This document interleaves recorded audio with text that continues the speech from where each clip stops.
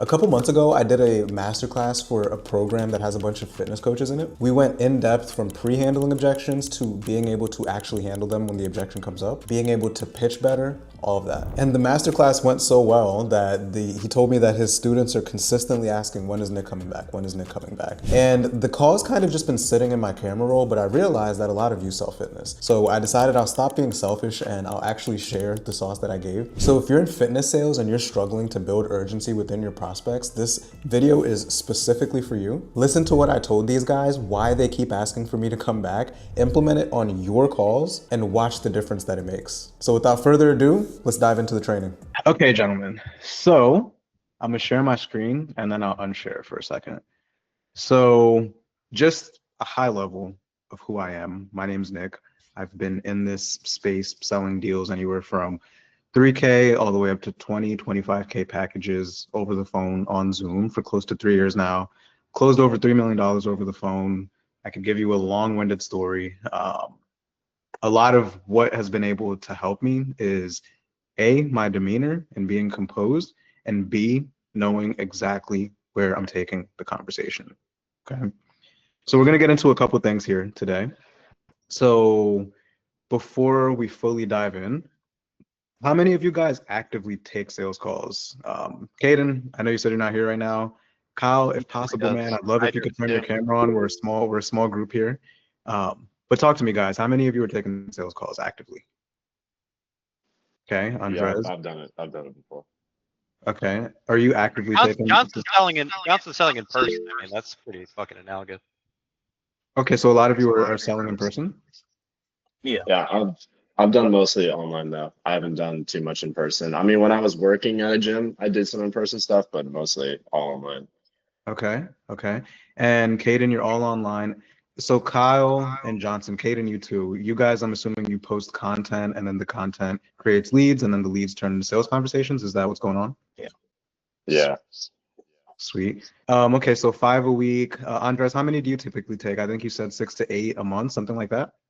Yeah, something like that. I'm about to I haven't really been trying to like grow super aggressively, but now I'm gonna start to like turn the marketing machine on, and I'm really gonna be aiming to take a whole lot more. Okay, okay. And what objections do you guys typically get? The biggest one for me is like, oh, it's too much money because I work at a lifetime. So money is like kind of big, but at the same time, it's like got because money of the now. area I'm working. Yeah. Yeah. It's like people want to hold on to it aggressively. That's like the biggest thing I'm seeing. And it's like, I know part of it is, You said you work at Lifetime? yeah, Oh, they have money, bro. They have money. But continue. like a part of it is like possibly me not showing enough value or possibly like overstimulating them with so much information that they just like are just like turned off Yes. completely.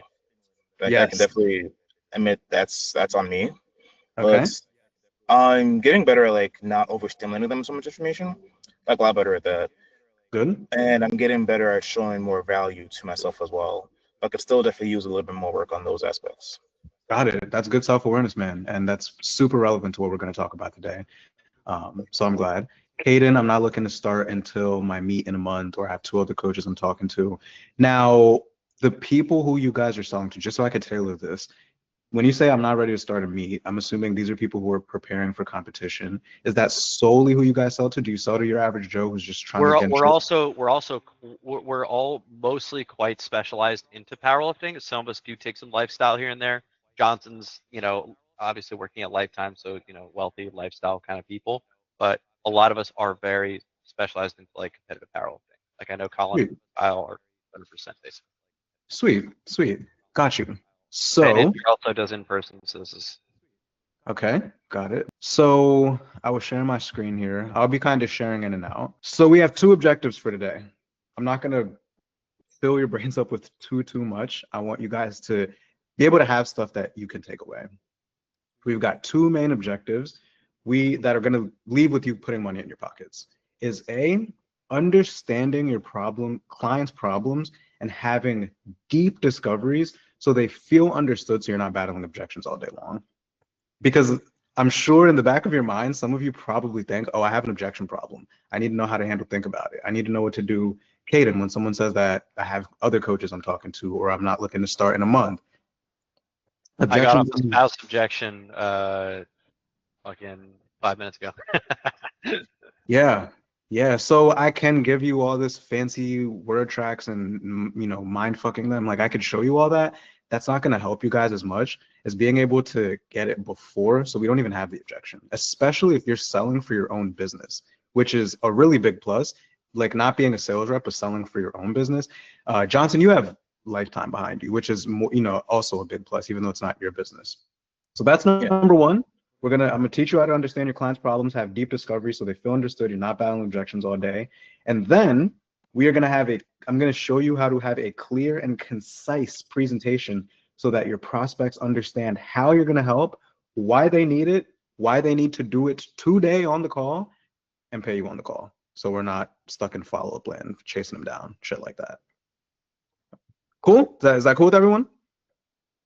Hell yeah. Yep.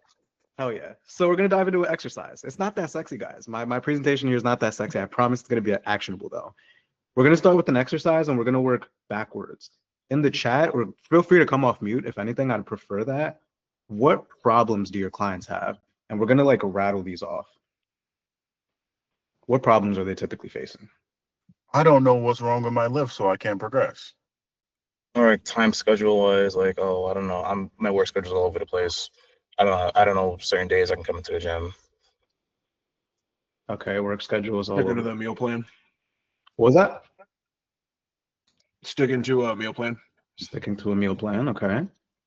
Like a lack of accountability, and they feel like they've been stuck in the same loop and don't know how to get out of it.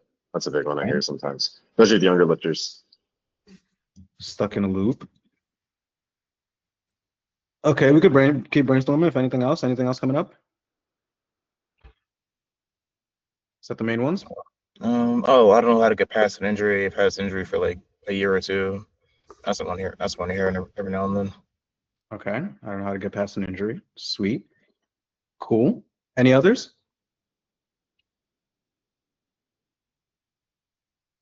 Cool, we could go with that. So I don't know what's wrong with my lifts. What are the effects of that, guys? What happens if they don't know what's wrong with their lift? You get Yes. demotivated. You don't want to work out no more. It's like, I don't know what's Mhm. going on. Don't know how to fix it. Yeah, I don't know how to fix it. Easy. Work schedule is all over the place. So as a result, they're not able to work out. What are the effects of that? Wasted time guessing. Good. Yeah. Lackluster progress. Lack of progress. And consistently showing up. That's probably the big one there. Okay. And them not being able to go to the gym because their work schedule's all over the place and they have a lack of progress. What effects does that have on them personally? Oh, they feel like they're Yeah. actually like not progressing, or feeling like it's a waste of my time even going to the gym. Yeah, I feel like it doesn't matter anyway. It's like, oh, what's the point? Yep. Sticking to a meal plan is similar. Lack of accountability, we talked about that. I don't know how to get past an injury. What are the effects here? I think it's pretty straightforward, but I'll say it anyway. I'm gonna show you guys how to think through these things. That's why we're doing this. I don't know how to get past an injury. What are the effects there? They just think this is part of their life, or quitting the sport, like Ian said. Right, and then the injury could progress too, right? Injury could get worse. Okay, so like I said up here, I'm gonna teach you how to understand their problems, which is number one, and then two is the presentation. So we won't get into exercise number two yet. So when it comes to understanding their problems and helping them understand, I have a diagram here to help you guys out. Okay. There's 1, 2, 3, 4, 5 and a half. This is kind of part 5. We could call it 6 parts of a problem and urgency. Because the reason you guys get the objections that you get of I need to think about it, or I need to talk to my spouse, or I want to talk to this other coach, or this, that, and the third, like I said, it's a symptom of the problem. The real problem is they don't have urgency. Reason they don't have urgency is because in your process, we're not asking the questions to show them how big of a problem this is. So I'm gonna walk you guys through exactly how to do it. And if you hit all 6 of these parts, you cannot know how to handle objections and you'll be good, right? So the first part is the problem, which is surface level, which is exactly what we just talked about here. I don't know what's wrong with my lift. My work schedule is all over the place.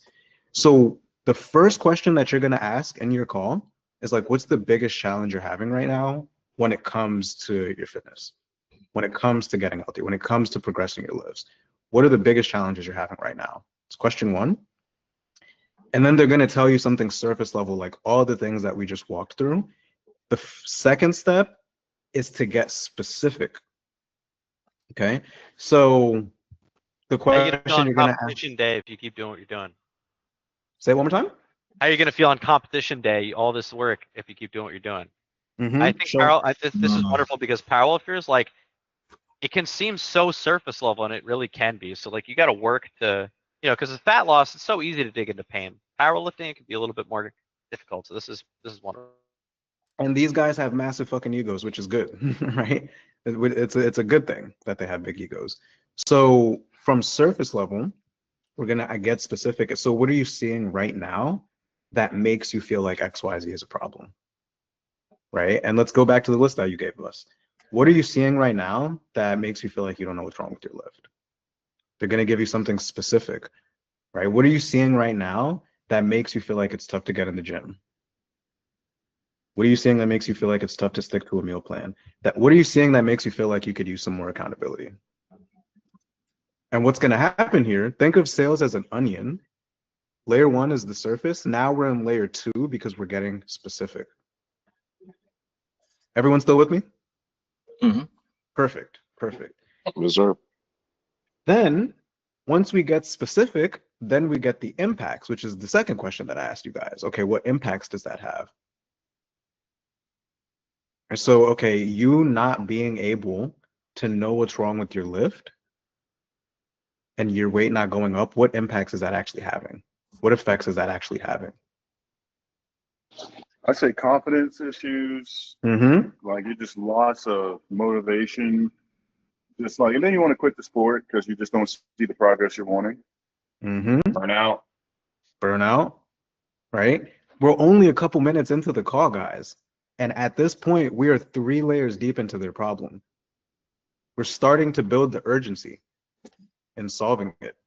Because I don't know what's wrong with my lift versus I'm losing confidence in myself. I don't know what's wrong with my lift is much more likely to give you an objection versus you solving a confidence problem. That's what you're solving here, guys. You're solving the impact. Okay.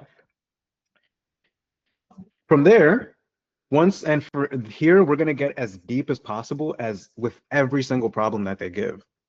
Okay, you not having confidence, how does that show up in other areas? Right, we're going to get as deep and as specific as we can here. Then duration. Problem that I see a lot of guys do is you ask the problem and then you ask duration, meaning you're skipping these 2 steps. I don't know what's wrong with my lift. How long have you not known what's wrong with your lift? How long has that been happening for? There's no urgency there. But how long have you been struggling to know what's wrong with your lift, not having the accountability to stick to a meal plan, and ultimately not having the confidence when it's game time, when it's time for your meet? Like, how long has that been going on for? Time elongates the problem. So you want to hold off on asking this problem question until you have this time question, until you have a deep sense of their problem. Especially with a younger athlete, whereas they have no sense of time, meaningless time. Mm-hmm. I think time is kind of like a multiplier, but if you're multiplying 1 times time versus 10 times the amount of time, time Yes. becomes more impactful. I love that. I love that. I might put that in a reel. That's fire. I like that. It makes it more impactful. Right. So you want to ideally be multiplying 10 to get to that 10. Right. After we have duration, this is where it gets fun, because we're gonna ask them what they've tried to do to overcoming that. And what we're gonna do, I like to call it ethically gaslighting, because it's in their best interest. That's why it's ethical. Something to understand, guys, with every one of your clients is they either have not done it, they would not fucking be here, right? They either haven't done enough to solve their problem, or they haven't done anything to solve their problem. So now after we've gotten all of this, it's going to punch so much more when we're asking what they've tried and then challenging them on not doing enough to solve it.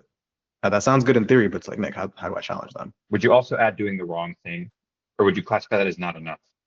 So that we're going to find that out when we ask what they've tried and then uncovering why what they worked. So yeah, that's in this phase right here.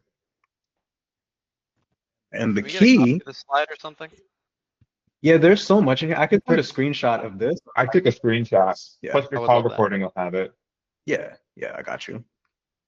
So here, this is where the objection comes out. Because here we're going to ask what they've done to solve it. They probably haven't done enough. Okay, what have a lot of times maybe they haven't worked with the coach. In the best case scenarios, they haven't worked with the coach. What's prevented you, over the last 3 years that you've seen your lifts plateauing and your confidence tanking? Like, what do you think has prevented you from getting some outside support around it? Oh, I didn't have time. Oh, I didn't do this. I didn't do that. Oh, my wife fucking wears the pants and she didn't let me, whatever, right? The objection is coming out now, which is good because now we can start to pre-handle it. Now, pre-handling is like such a that's a whole nother lesson in itself. So we won't dive too deep into that. I think if you can get these first 5 and you can DQ the things that they have done and why they haven't worked, and you can get a solid understanding, maybe they have worked with another coach, but that coach didn't give them accountability. Maybe that coach didn't give them, maybe the coach just told them to eat chicken and rice all day, right? And it was that's why they weren't able to stick to it, because it's just so boring. Now we can DQ the things that they haven't, the things that they've done and why it hasn't worked. Guys, take nothing else away and just internalize this. You're all going to make way more money. I promise. Okay. Any questions so far, gentlemen? This is straightforward, man. What This is about good. people who have had coaches? Because a good portion of the people that I talk to have had a coach. Okay.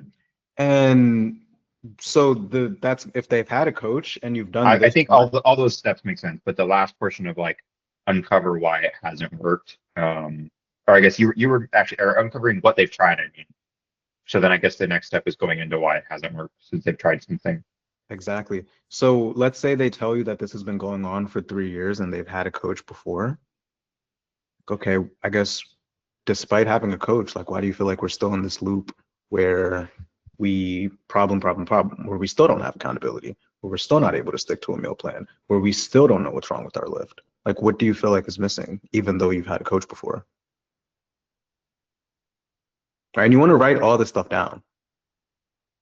The problem, everything that you're getting here, you want to write it down because it's going to help you with the presentation now.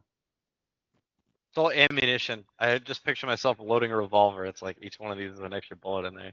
Yep. That's a foul way to think about that, Andre. He's right. He's right. We're loading them up. He is, but it's crazy to say it.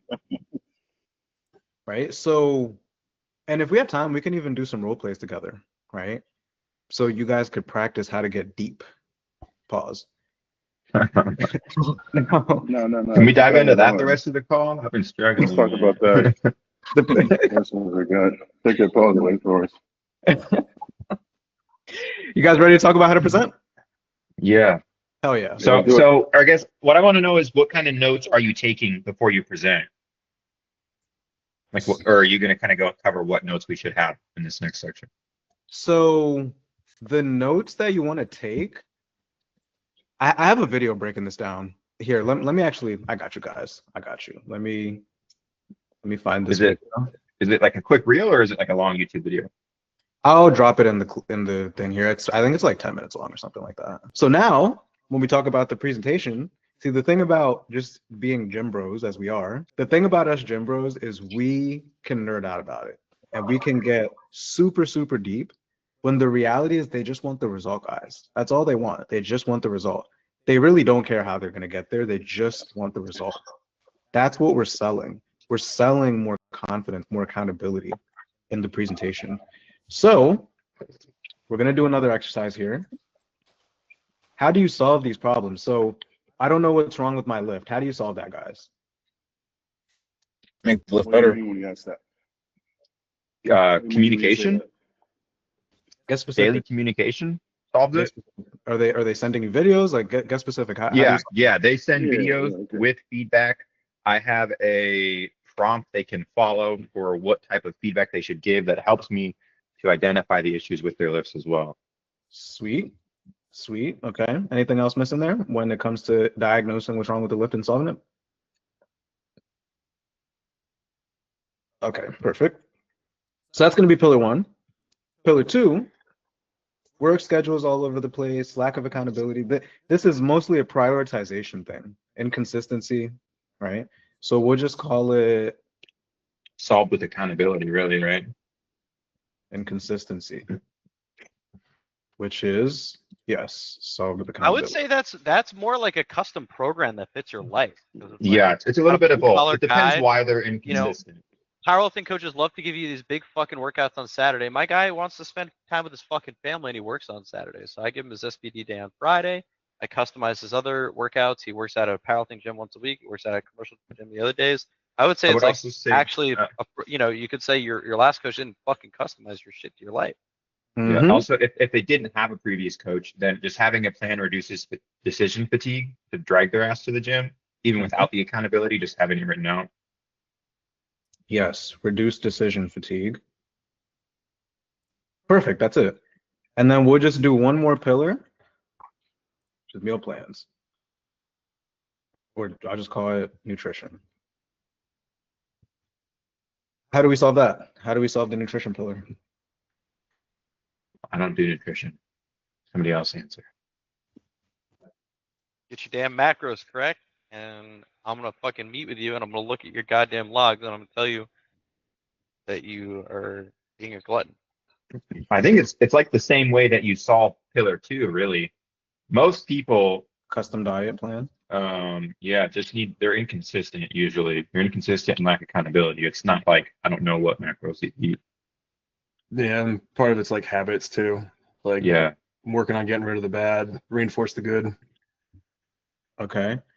So let's brainstorm it together. Like, how can we make that as simple as possible? Of like, you're gonna use as little brain power as possible, and you're also not gonna eat a bunch of rice and chicken all day, so that they can stick to it. So I can help you build the presentation. How can we get more specific on that and how we help? flexibility, you could say. Flexibility, so you could still eat your favorite food, right? Yeah, I would say maybe flexible plus specific. Like the custom diet plan adds specificity, and then this part adds flexibility. Mm-hmm. Good. Perfect. Done. Done. And then there's also this, how, getting past an injury, which is here, right? Which is like pillar one, right? So number one here is you want to narrow it down to 3 pillars. Even if this isn't exactly, this is a good foundation right here. If this isn't exactly what you sell, narrow it down to 3 pillars. Our brain can only understand 3 things at a time. Just to add this to the other guys, my third pillar is community. Okay, we could add that as a bonus. So now what we want to do when the presentation is we want to tie, and this is dependent on having a good problem stage. Because now when we present, we're not just throwing out pillars of like, okay, I'm gonna help you fix your lift. We're gonna do this, we're gonna do X, Y, and Z. I'm gonna help you fix your lift because I know you were saying you don't know what's wrong with it and you're struggling to get past an injury. So now that we have our 3 pillars, we're gonna present. Now to present, there's a couple different parts of a pitch, right? There's the pre-pitch, there's the 3 pillars, and then there's a transition to the close. It's gonna feel like you're drinking from a water hose here, guys, but bear with me. For the pre-pitch, cool. So the end of discovery, right? Based on our discussion, man, 100% feels like what we're doing here would work for you, because you know how you're saying you want to be able to pull 405, you want to be able to get past this milestone, but you're not too sure how to fix your lift, and you also have an injury that you don't know how to get past. And in addition, you don't know what diets to follow. Or maybe you know how you're like, this is just different variations based on what we're doing, based on what we talked about, what we're doing here would 100% work for you because you know how you're saying problem, You're struggling to stick to a meal plan. You know you need to eat healthier, but you're struggling to be able to get it to fit your lifestyle, right? This is why notes are so important, because you're going to use their exact words here. And you don't want to go wasting a bunch of time and energy trying to figure it out alone. At what point do you kind of get some of their goals out of them? So it's tough to give like an entire sales presentation walkthrough here, like sales call walkthrough, because there's multiple parts of the call and the goals are part of the call. To give you a simple answer, man, is once you get the problems, then you transition into where they want to get to. So let's say we're 6 months out. How will you know that you've actually been able to overcome this? And then they'll give you their goals. But that's like a whole different lesson. Mhm. And I think if I give it too much to you, then you're not going to be able to implement it. You know? Yeah. So Andres, he's selling you on the second call right now. hey, talk to Andres. Talk to You Andres. guys, listen, if you want him back, we'll ask at the end. I like it so far. Give me a bunch of good reviews and maybe we'll be back. So the framework though is, you know how you're saying you want to solution, which is their goal. You want outcome, but obstacle has held you back, right? And you don't want to go wasting a bunch of time and energy trying to figure it out alone or trying to work with some idiot coach like you said you have in the past. That's exactly what I do here. So first, what you're going to do is you're going to start by telling them what this is not. And you're basically going to shit on everything that the avatar hates. Give me some ideas here. The What coach does doesn't care about them. Okay. This isn't some impersonal, you're just another number in sheets to me. Okay. Okay, let's run with that. Let's run with that. So this isn't one of those things where I'm just going to throw you a bunch of diet plans and tell you to just go figure it out, even though it doesn't fit your lifestyle. Right? I'm also not going to throw you a bunch of exercises to do, even though you're telling me your form isn't good. Right? And we're going to list off anywhere from 1 to 3 things that they hate. So make sure you guys listen back on this call too.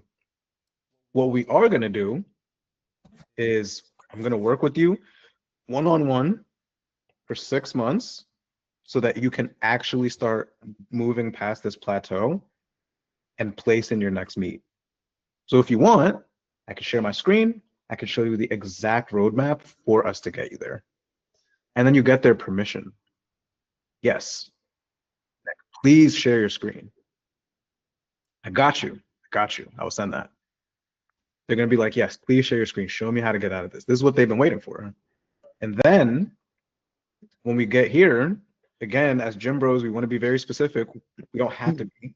We're going to keep it very, very high level with those 3 pillars that we talked about. So the first thing we're going to help you out with is, you know how you're saying you don't know what's wrong with your lift. And as a result, it's demotivated you to the point that you don't even want to work out.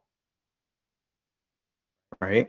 First thing we're going to do with you is we're going to work on form is the most important thing to us. And sustainability is the most important thing. And so having solid form is going to be the first thing. And it's super easy. I'm going to give you prompts to follow that are A, B, and C on how to send me videos so I can see your form and I can give you back a detailed response. So you don't have to be in the gym thinking, well, shit, am I even doing this right? Right? That's how you're going to present pillar 1. And then you're going to temp check. We on the same page? Mm-hmm. Yes. And then we're basically going to do that 2 more times. The next thing we're going to do with you is, you know how you're saying you've been struggling, your work schedule is so all over the place, you've been inconsistently showing up, and as a result, you've been having a lack of progress. Right? That's going to be number 2. And then you're going to tell the mechanism of how you're going to do that. So the next thing we're going to do with that is you're going to have custom program that actually fits your life and that fits your work schedule. So you don't feel like you're a chicken running around with his head off trying to make it in the gym. And honestly, the gym doesn't feel like a chore, right? As much as you love lifting, you're a power lifter, there are days that you just don't want to do it, and it's normal. And so we're going to fit it to your specific schedule so that you can be able to reduce that decision fatigue. And then we're going to temp check again. How you feeling so far? Make sure they're on the same page as you. And the reason I have different temp checks is because you don't want to say the same thing. We're on the same page so many times. Right. So the next temp check I like to say is like, how you feeling so far? And then we're going to do the last pillar, right? Which is, again, the exact same framework. We're going to start with the problem. You know how you're saying problem. You know how you're saying that you've really been struggling to stick to a meal plan because you feel like you just have to totally restrict yourself and cut out everything. That's going to be the next part. I'm going to help you put together, well, I'm going to put together for you a custom diet plan with flexibility so that you can hit your goals, but you could still be able to eat all your favorite foods as long as those macros are getting hit.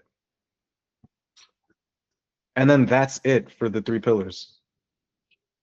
We don't need to tell them how many sessions they're going to get, how often they're going to meet with you. We don't need to tell them all these specific things unless they ask. If they ask, tell them. But you'll be surprised, they probably won't ask because the thing you're selling to is the result. And the result is basically an inverse of the problems they gave us. What do you do if they are like just very close off and not really giving you much problems? Like I've had guys, I'm talking to them and they're like, yeah, I just want to get stronger.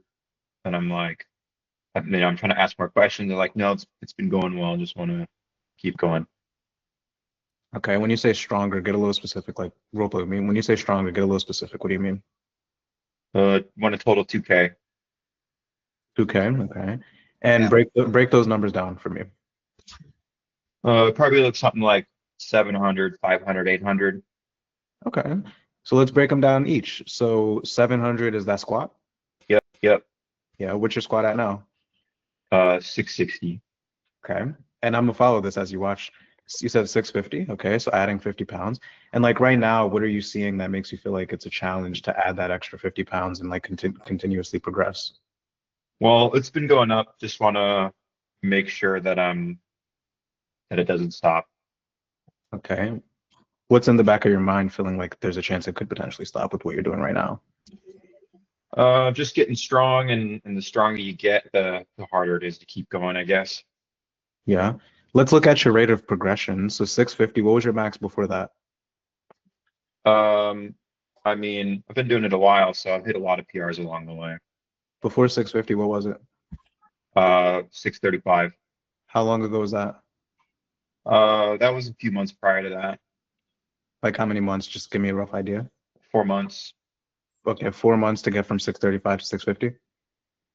Okay. Yep. And backtrack before 635, what was it? I think it was like 615. Okay, how many months was that? That was another 4 months or so as well. Usually go for PRs every 4 months. Okay, pause real quick, just for industry knowledge. Is that normal? 4 months? Pretty standard. I would say 3 to 6 month cycles. Yeah. 3 to 6 months, okay. And okay, so I guess take me a step further then. Progressing 15 to 20 pounds every 4 months. Why even get outside support? Why not just keep doing what you're doing now and just add another 15 pounds in 4 months? Well, all the strongest guys I know all have coaches, so I figured I should probably get one. Yeah, and you're smart for that, by the way. You're smart for that because all the strongest guys do have coaches. If you just had to take a wild guess, why do you think all the strongest guys have coaches? Probably help them run better programs and not get hurt. Yeah. And if you continue, whether you work with me or not, if you continue the pace that we're at right now, do you think there's a chance that injury might be around the corner? I don't know about around the corner, but it could happen. Yeah. And what are you seeing right now with what you're doing that makes you feel like it could happen if you just continue going by yourself? Well, I just know a lot of strong guys get hurt when you lift in such heavy weights. Just part of Mm. the process. So it sounds like you want to be prevented. Do you know strong guys who've gotten hurt? Definitely. And obviously not all of them, but the ones who got hurt, did a lot of them have coaches? Yeah. Most of them all have coaches. They have coaches. And it's funny that you say that because lifting is funny, man. Like the only thing that we could do is put ourselves in the best possible position to not get an injury. It's like really all we could do. We can't guarantee anything, right? And so for you, especially seeing these guys that you aspire to be like, right? Seeing that we might have an injury if nothing changes, what do you think puts you in the best possible position to get a coach? I mean, to not get injured. I don't know. Just been train and hoping it doesn't happen. I don't know what's going to cause it or not. Yeah, just take a wild guess for me. Like, what do you think? Maybe What- doing some mobility. Mobility is good. Mobility is good. And you said that all the best guys that you know have a A coach. right, and the only thing we can do is put ourselves in the best possible position to win, right? And so if you're competing against guys who have coaches, and you're, as you said, raw dog and trying to figure it out by yourself, what do you think are the ramifications of that? Not only getting an injury, but what else? Maybe fall behind and just not do things how I should be the way they're doing it. Exactly. Are you, respectfully, are you willing to settle for that? I wouldn't really like to fall behind. Okay. Let's not let that get there, right? How long have you been in this place, like, I guess, on the fence of like getting a coach or not? How long has that been going on? I just decided after my last meet I should get one after talking to some guys in the warm-up room who have one. Oh, what came of those conversations that made you think, okay, maybe I should look at getting a coach myself? Well, there was just some other guys that beat me, and they said I'm pretty strong and I should get a coach to keep getting stronger. Okay. Pause. So I could continue going down that route. Even if you're a tough cookie to crack, you just told me that your last meet, you lost to guys who had coaches. Mhm. All right. So it's a game of, it's like jujitsu a little bit, especially with these kinds of guys, of being able to mold it. Because we wouldn't have been able to find that if we just kept going. But now I know your competition has coaches. They beat you and they told you to get a coach. Mhm. We have to put the ego to the side. Right. So I think to answer the question that you gave me, if they're being very closed off, that's where you have to get as specific as possible. It's almost like selling to business owners. I sell to a lot of business owners, and business owners lie about their numbers. They're just delusional. They'll tell me they have a 50% close rate. I'd be like, okay, how many calls did you take? 50. How many did you close? 10. It's not 50% close rate, my friend. Right? So it's the same thing as these guys. And the thing I want you to take away there too is getting the numbers, backtracking on those numbers chronologically. Because I'm sure you'll be able to find a gap in that. Like, let's say, okay, I'm at 650. I got to do that for the accelerator for real. I got to break these down because like, how many leads did you get the last month? How many calls did you close? How many fucking showed up?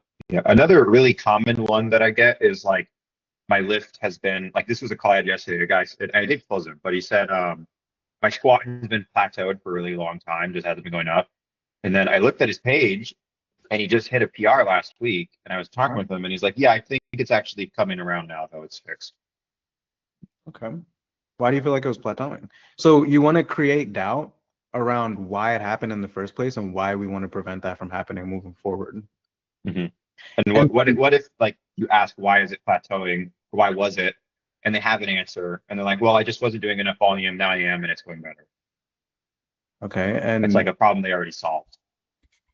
And that's good to hear. I'm glad you solved it. I guess what still has you could put a frame. This is advanced shit here. But you're gonna put a frame on them and be like, dude, you're smart for that. And I'll tell you what I mean. A lot of lifters, they see their numbers going up, and they take that and they say, oh, I don't need any help. I could just continue working by myself. The fact that you're here, even though your numbers have gone up, and here you are still getting outside support or wanting outside support, what's behind that? What still has you wanting to get help? Yeah, I think a really good frame that I could have taken yesterday would have been like, yeah, you solved the problem now, but how much stronger would you be if you had a coach already? You never faced the issue. How much farther ahead would you be? And so with the coach, you're going to prevent that happening in the future and spending months spinning your wheels again. And you're not spinning them right now, but the next obstacle is going to come. You're getting it, Caden. You're getting it. Might need to get you a closer soon. Might need to place the closer. You keep closing like that. Yes, that's exactly right, man. That's exactly right. So that, in a nutshell, guys, is how, and then we're going to transition into the close in a second, but that's how you get the problems, and then that's how you present the problems to their specific, that's how you present the pillars to their specific problems. Because what we want is they need to feel like, dude, this program was designed just for me, even though it's not. This is designed just for me. And that's what we're doing here. So the important part is to not get too hung up on the specifics and the details. Keep it as broad and high level as possible until they start to ask questions. Then we can make it more and more narrow. So in my experience with the demographic I work with, it's a lot of like super passionate powerlifters that maybe want to become coaches themselves and they like the nitty gritty details. Would you say if I think somebody might be that type, before I get on the call with them, have them like send me their current program maybe, and I can go over that and add some ammunition and point out some flaws in their current approach on there? You said you take 5 live calls a week? Roughly. Yeah, then that's fine. At scale, it'll be tough to do that, but with the stage right now, yeah, you can do that. Okay. And that wouldn't even be all of them. It would maybe be like 2 of them in the week. They are those nerdy types. Yeah, yeah. Just don't fall into the trap of getting too detailed and specific. Like a lot of times when you think about it, it's because you've literally given them too much to think about. So you don't want to fall into that trap. Yeah. So what I'd say, especially for you, Caden, since you're taking calls now, keep it tight, keep it narrow. Only expand as they ask you. Like I was selling 8K to 20K packages to doctors, and doctors are very detail oriented. They would pay me $8,000 and they don't even know how many sessions they're getting. Like they don't even know how many sessions they're getting and they just gave me $8,000. Now there are the types who I'll pitch the way I'm pitching and then they'll ask, okay, how many sessions? Okay, how many times are we going to meet weekly? Then you tell them. Brevity is going to be your best friend though. Yeah. One of the difficulties I've had with keeping things simple is when giving my offer at the end, because I have myself and 2 assistant coaches, and we also have it's mostly for price anchoring. I add on the option to upgrade to weekly phone calls, which like nearly doubles the price. And so that creates 6 different price options. And then I also have like a 4-month pay in full or 4-month monthly. So, that multiplies out to like 12 different payment options to choose from. And, if I try not to give all of those, but if I do, it's almost always, I need to think about it. That's a lot of information. Okay, good. What do you want them to do? What do you want the buyer to do? I want them to either hire me. So, I mean, it's the 3 main options, me or my 2 assistant coaches. The weekly call is just a price anchor. And I don't really care if they pay in full or do monthly. Good. So what you're going to do then is when you're presenting, don't even talk about the other coaches unless you want them to go to the other coaches. And don't talk about you unless you want them to go to you. So only make the decision for them. So you're going to work with me one-on-one and then only present the price. Don't present the payment plans. Present the price and say most of my clients knock it out in one shot and just like get the headache out the way, but we could break it down if we need to. Okay. And then just pause. Gotcha. Yeah. So then I only have to bring in the monthly if it's needed. Okay. Yeah. And if you want them to go with the coach, same thing. So you're going to be working with Coach Johnny here, who is really good. He's done this, that, and the third. Total investment. So just kind of try and get enough information on the call to get a good idea of what's going to be the best fit for them. Yeah. Because often the main differentiator between what coach they work with is their budget. It's usually either me because they see my content and they trust me, or the cheapest coach. And so whatever coach needs more athletes, I just put their price as the cheapest. People are not good at making decisions and they're terrified of making the wrong one.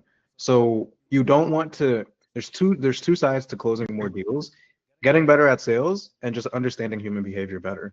Understanding human behavior better is quicker and easier than getting better. So one of the issues that I was having, because for a while, since I charge more and I take the like 100% of it instead of only a small cut, I was pushing everyone to work with me. And then if they price objected, then I would try and downsell to my assistant. But in doing so, it made my assistant sound like a lower quality option. And then felt like they were getting worse coaching, and everyone is looking for the best coach they can get, obviously. So I find it difficult to know how to frame that properly.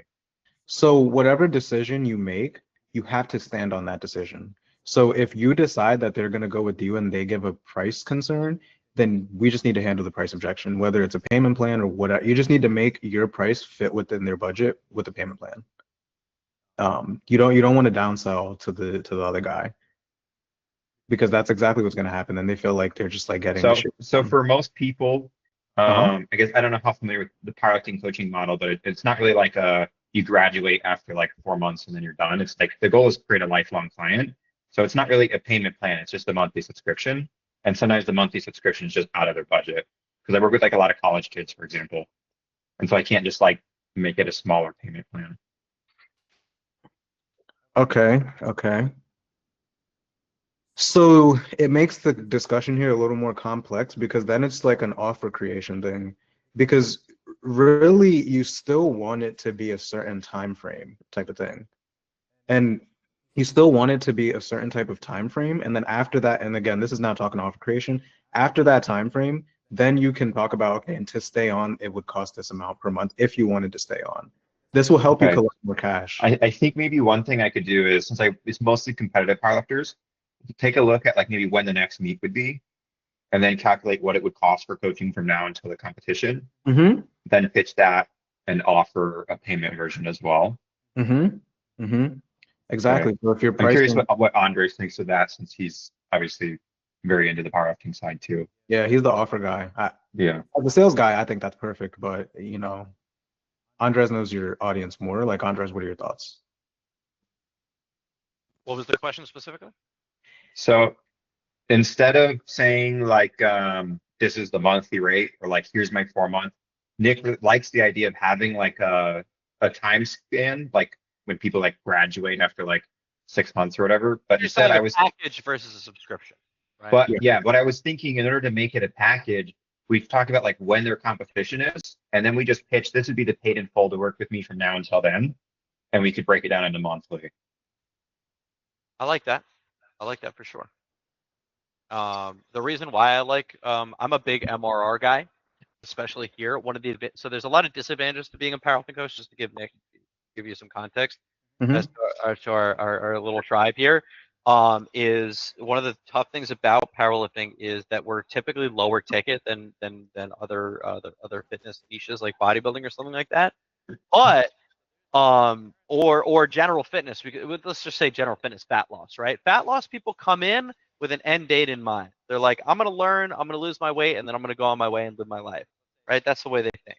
Can you convert them? Sure, right? But with powerlifters, what's kind of cool is, as long as you powerlift, you're gonna need a powerlifting coach, right? So there's an inherent like longer LTV.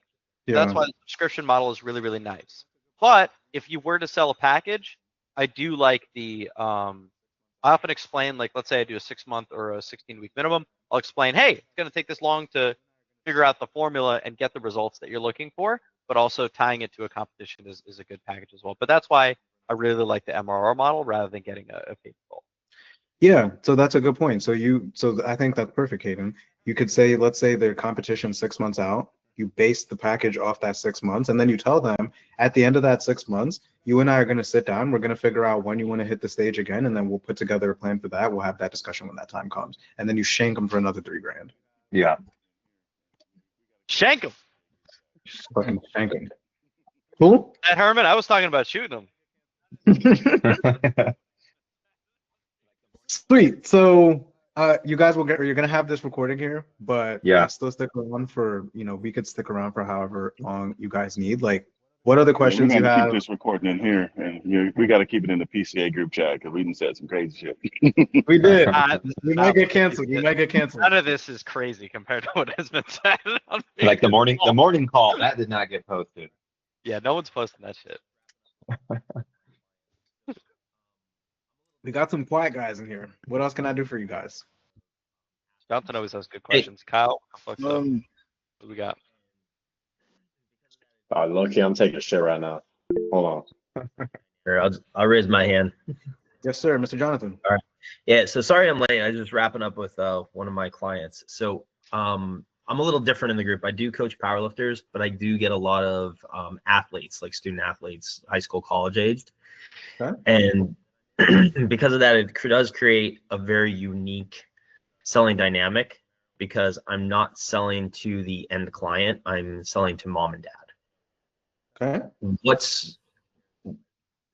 Love these scripts, but like, how do we get mom and dad on verse? And mind you, in the demographic area that I'm in, mom and dad are nerds. Like it's Bethesda and Maryland, or it's Bethesda, Maryland, Potomac, Maryland. So it's a lot of, scrawny lawyers, engineers, and like researchers. So Okay. there's money, but they're very guarded. Got it. Jonathan, did you DM me? I thought your name looks familiar. Did you ever Yes, DM me? DM. Yeah, no, I think you reached out. I followed you, and you're like, oh, thanks for the follow. Love to, do you need help? And I said, yeah, your reel got shared by Andres. I was like, you guys got to link up. I was like, I think you'd be really valuable for the group. So it's good to see you on. One of the key guys who made this happen. So everyone pat Jonathan on the back. Oh, no. So, okay, so to answer your question, we're selling to parents, right? We're selling to parents, but the kid is basically the client, but the parent is the buyer. So what you want to do is you'll go through the same problem stage I showed you, the same pitch that I showed you. You're just gonna have the parent on the call as you're doing. So you're gonna ask the kid all of those questions. You're gonna ask the kid with the parent there, right? And then even as you're presenting, you're presenting to both of them. Right. So you know how little Jimmy, Jimmy and Jimmy Sr., like, how little Jimmy was saying that he's been struggling to count his macros and to do this, that, and the third. This is how I'm going to help. You know how he was saying that he doesn't really know how to make sure he's not messing up his joints. And obviously you don't want a hospital bill because he tore his rotator cuff. This is exactly how I'm going to help him with that. So it's almost like a two-way conversation where you're getting the ammo from the kid, but you're presenting the solution to both of them.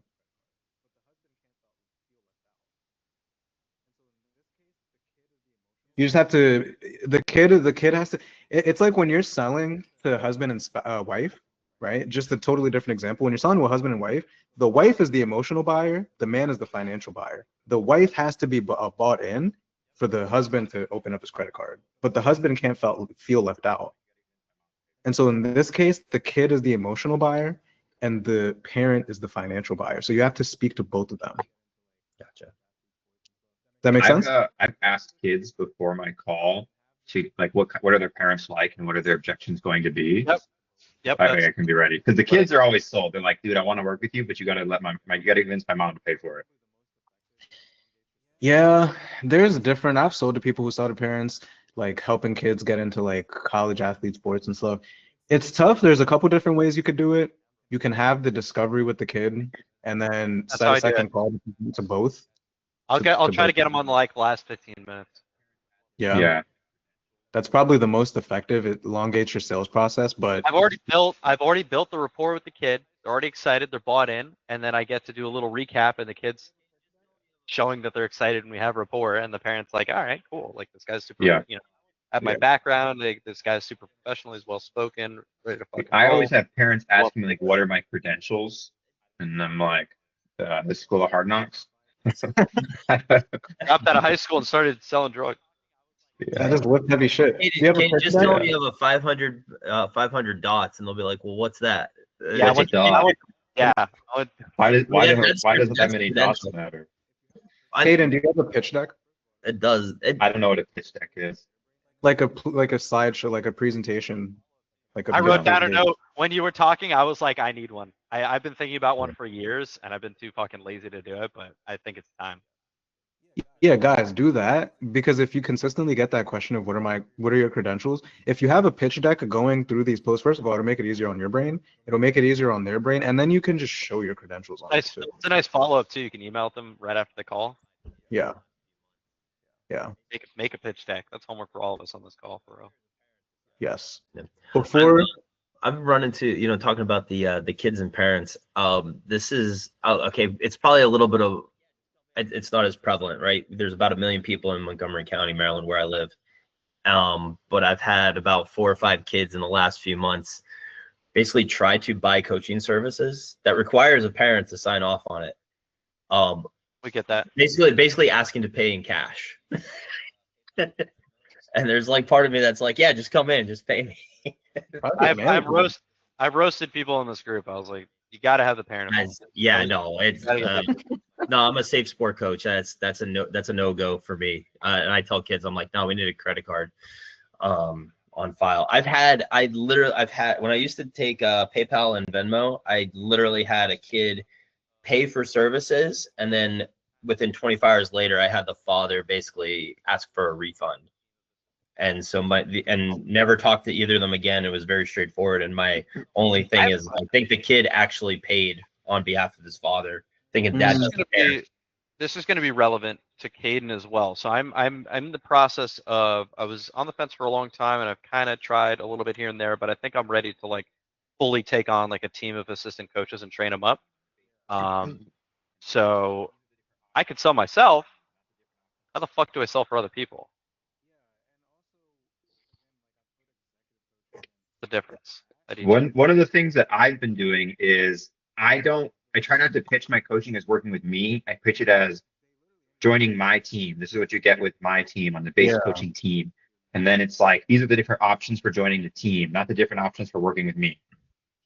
Yeah, and also again, like I've taught executive coaching, and with that, you want to hype them up. So the last program I sold for full time, they literally interviewed 50 to 60 people for every one hire. So that's like a 2% hire rate. So you're in really good hands. Now, if that's not what you guys do, if you don't interview that many people, just position it in a way of like, these are people who are vetted very strongly by me, and you will, and for a fact, be in good hands. And it probably won't be an objection. Just like, don't make it weird, and they won't make it weird. Marcos, I see you have a question. Before you ask that, I have to plug here. If you guys want to get more of the sauce, I have a free, it's $30 a month after 7 days, but I have a free trial with all of the sauce of the entire discovery. I'll put the link right here for whoever wants that. Yes, sir. Marcos, what can I do for you? I was gonna say, couldn't you just pitch it as a system? Because like, if you already brought up those coaches, because that's how I pitch the gym that I'm at, because it's me and one other coach, and I just talk about it as a system as a whole, right? So it's not like we're different levels. We're just part of the same system. We have a certain process. We have kind of created this process together. And if you decide to go with him or me, although there will be some differences, it's still the same process, and it'll likely lead to the same results, right? So I don't know if that's how you guys might feel about your assistant coaches. Yeah. In my experience, some of what makes it difficult is that's very much personal brand related rather than like gym brand related. That's what I'm People love my Instagram and they love what I post on my account. And they want to work with me, and then they apply and I have to convince them. My assistant coaches, you're not going to be able to tell the difference between who's writing your program. Yeah, and that's a great point, Caden, is the high level here. What we don't want to do is you don't want to devalue your coaches. That's why I'm saying if you're going to pitch yourself, don't talk about your coaches at all after that. The thing you don't want to do is to devalue them, Marcos. And so framing it and positioning, I like the system thing, framing and positioning it from this is my framework and my method to being able to get my athletes XYZ results that I've been able to duplicate with them. And so you're going to be in really good hands. And if anything, if you don't feel like you're in good hands, just let me know. We'll figure it out. Just make it right, you know? Yeah. Another thing I do for Andres is if there's ever like a question about like, why is my assistant coach cheaper? I don't frame it as any quality difference. It's just who has more roster space. I love that. So you just supply and demand. I'd be like, listen, Yeah. I'm full. Yeah, I'm like, I only have a few spots left, so I'm going to be $350 a month. And it sounds like your situation might work better to work with Keegan, who is only going to be $150. Yep. That helps me a lot. Aiden's a closer, man. I like it. He really is. No, he learns fast as fuck. It's like actually crazy. Yeah. I've done a lot of like sales training in the past, like online YouTube videos and stuff, but I get rusty. And so reminders bring it back quick. Hell You yeah. guys want Nick back? Did you enjoy this? What do you guys Yeah, think? it was good. I think it was really good at staying on topic and not feeling overwhelming. Good. Thank you. Thank you for that. Yeah, I'm Which, talking I that mean, framework, man. you were saying Yeah. you set up the presentation in your calls to be simple, so you did Yeah, that here too. the cadence and the presentation, I really enjoyed the teaching style. I'm glad. Thank you, gentlemen. Cool. All right. Recording will be posted in the Discord. Appreciate all you guys going on. Let's close some more Sweet. deals. What do y'all think? And Yeah. then I'll plug one last thing. If you guys want to follow me too, I'll put my Instagram link in the Definitely chat follow here. him. I keep posting your damn reels. Thank you, bro. Thank you for Jonathan for suggesting it. I was thinking about it, and then you just like straight up said it. I was like, all right, well, if there's demand, let me throw this out there. So worked out fucking great. I would personally, I would rather have Nick than again than the last sales guy. I'd like this one more. Yeah, I wanted the direction. Okay, great. You guys want him back? Yeah, this one kind of feels like Nori's mentorship, where each day had a focus. You know, I feel like Yeah. there's clear next steps for us to learn about. Sweet. Maybe next time we could talk about goals, and then maybe after that we could talk about objections. Yeah. Perfect. Let's do it. Sweet. Anything else? Last words, guys, before we hop here. I appreciate all of you. Anything else? Thank you, Nick. Thanks for your time, man. Glad. Thanks for Appreciate it. Thank you. I hope to see you guys again. Have a good one. Peace.